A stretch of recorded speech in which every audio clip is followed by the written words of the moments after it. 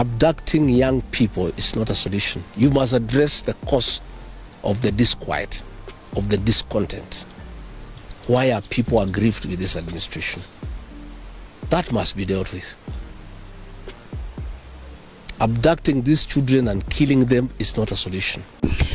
Ebane na kuwa vipi mwanahabari 254, hujambo na karibu kwenye makala hizi. Nite Fazulu wa Habari 254, wengine wananiita sauti ya mjomba. Sasa aliyekuwa naibu wa rais humu nchini ambaye alitimuliwa kutoka madarakani ambaye anajulikana kama Rigathi Gachagu, jana aliongea na waandishi wa habari ambapo aliongelelea issue tofauti ambazo zinakumba nchi ya Kenya. Sasa aliongelelea issue ya vijana kutekwa na asasi za kiusalama humu nchini, na vile akachukua ile nafasi kumchamba Rais William Ruto na vile serikali yake na zile misha ambazo wanapiga kuhakikisha kuwa mambo yako sawa zaidi. Sasa Rigathi Gachagu bila ndumba wala chale ama ile hali ya kujigamba ameamua kufunguka na kuongea mengi kuhusiana na serikali ya William Ruto na vile kukemea vikali vijana kutekwa humu nchini na vile ile hali ya vijana kutotendewa haki. Sasa anasema kuwa vijana hawa inafaa waachiliwe huru ndio angalau waendelee na maisha yao ya kawaida. Kwa hiyo ni video ambayo nimekuwekea ndio angalau tupate kujua kile ambacho kinaendelea in this administration. And if this unit is not dismantled, we'll be giving the name of the building and the full names of that officer and his cousin in this administration. And these people are not answerable to the Inspector General of Police.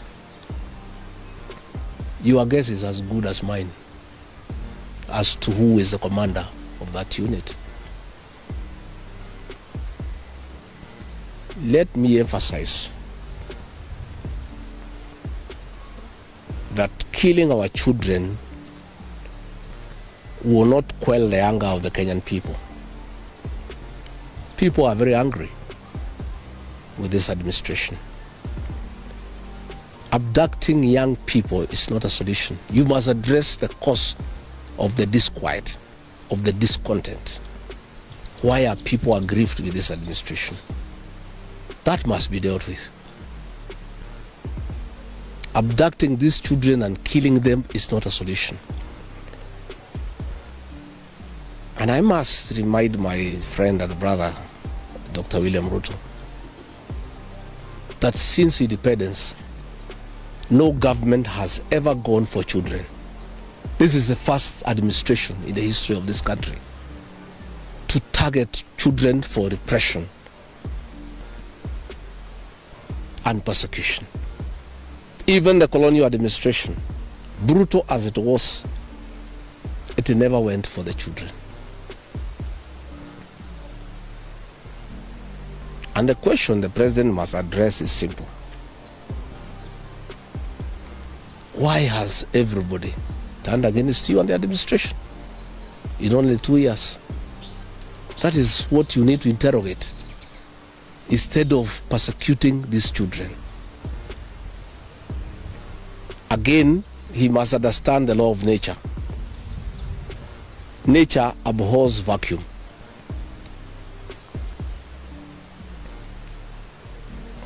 When you swallow the opposition and there is nobody to hold you to account, when you capture parliament and other institutions of oversight, since nature abhors vacuum, other formations will emerge to oversight you and hold you to account. And that is how the church has come up to hold the government to account. And that is how these young Kenyans have come out to hold the government to account. In the unfortunate event that these children were to be muzzled and silenced through death and abductions and other extrajudicial methods of silencing dissent, some new formations will also come up to hold the government in check because nature abhors vacuum. So the amount of repression that is going on in the country is unparalleled, it is unprecedented, and it needs to come to an end. I have just learned we have a prayer meeting in Shamata Ward in Nyandarua. Tomorrow we have a farm. The residents of that ward normally meets once in a year for prayers to close the year. We have prayers tomorrow. And the police commander there in that county is intimidating leaders to cancel those prayers, that they will not be allowed to take place, that they need a permit. I want to tell the county commander in Nyandarua that you don't need a permit to hold prayers. Again, is this repression by this administration. Even if you stop the people of Nyandarua from holding prayers, that will not change their political views of what they think about this administration. I want to say the prayers will go on. I'll be in attendance with the residents of Shamata. And if the police want to come and stop the prayers, they can go ahead. But that will just enrage the people even more. And those tactics of using police to stop prayers were tried by the previous administration. And the president knows how it worked out. You just agitate people more. You make people more rebellious. There is no need for police to interfere with people's rights of expression, of association, and the freedom of worship. So I want again to ask the Inspector General of Police to tell his county commander in Nyandarua not to interfere with the rights of the people of that area to hold prayers and to congregate to pray together, because those rights are guaranteed in the Constitution. And this is not the way to deal with dissent and discontent. Let the government take time to find out why people are unhappy. Why are people so discontented with this administration? But try to stop people from meeting, from congregating will not solve any problem. It will just magnify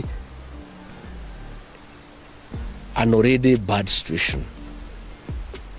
And I can tell them it will not work. It's an exercise in futility. So good people, I just wanted to make those remarks about abductions, and I can answer one or two questions if there is. I don't know whether Uhuru is going to Ruto. I don't have such information. But I have said many times the people of this region don't follow leaders. It's leaders who follow the people. I don't follow anybody myself. I only follow the people. I have said I have very extensive consultations with the people of this region so that we decide what is our political destiny. That consultation is ongoing. It's going on. It's very extensive. It's very thorough. And it's what I'm doing here. When you walked in, I was having some consultation, and I continue to do so. I'll never follow anybody. I'll always follow the people.